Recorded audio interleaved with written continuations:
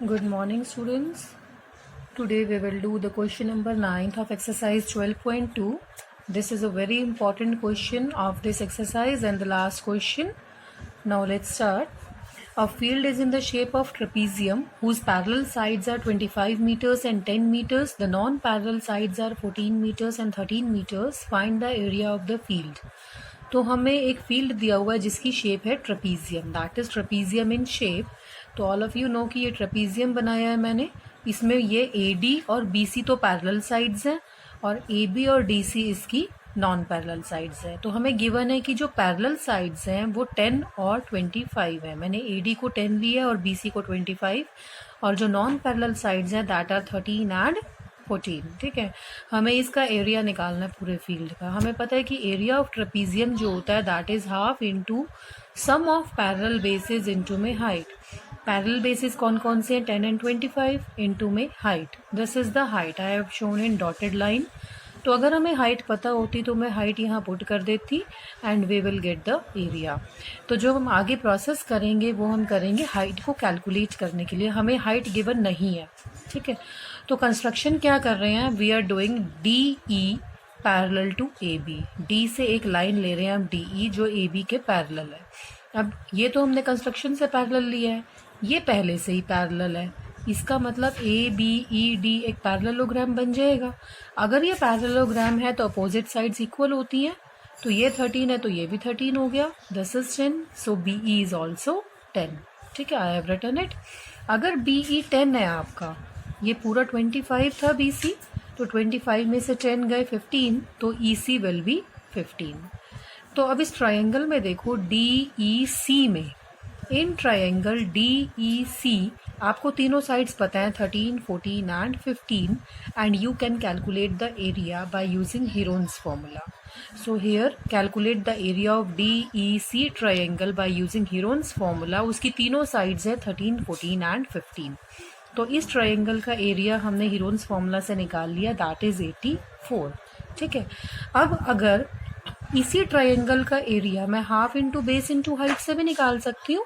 अगर मैं ई सी को बेस ले लूँ और ये एच जो है इसको हाइट ले लूँ तो भी एरिया आ जाएगा.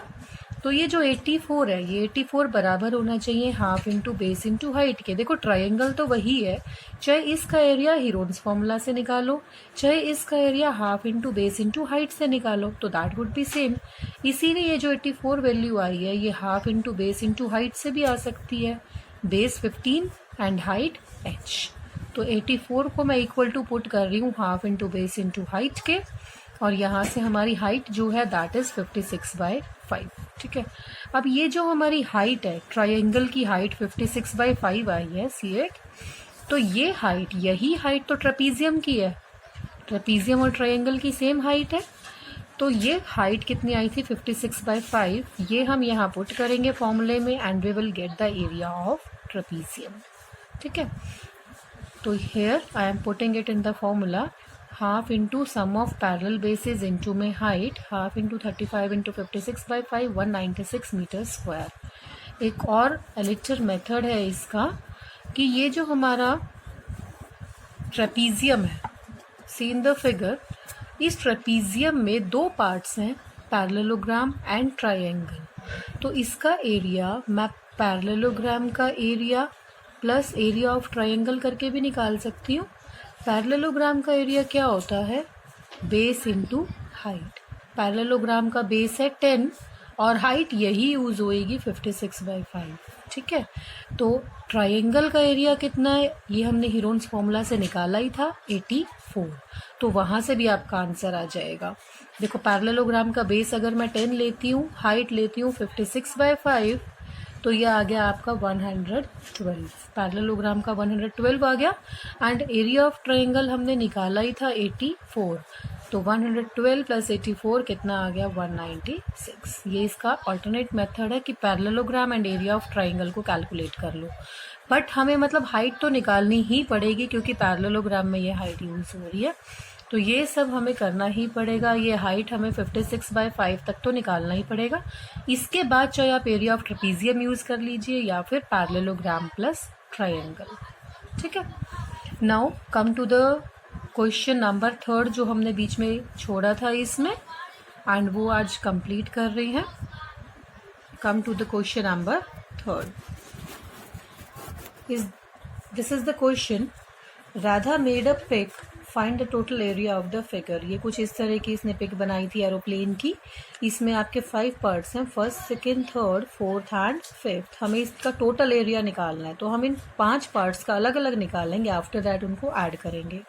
जो फर्स्ट पार्ट है वो ट्राइंगल है.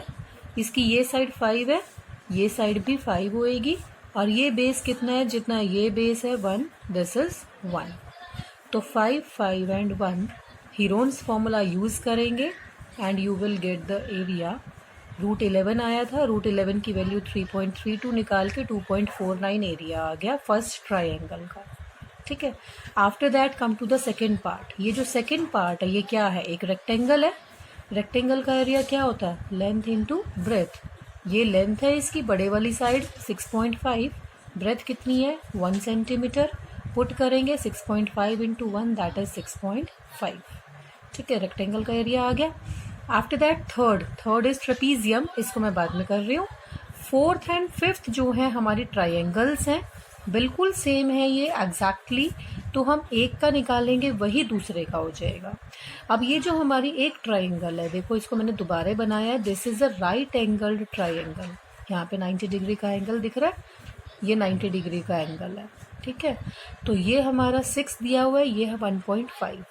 तो इसको मैं यूज़ कर रही हूँ half into base into height.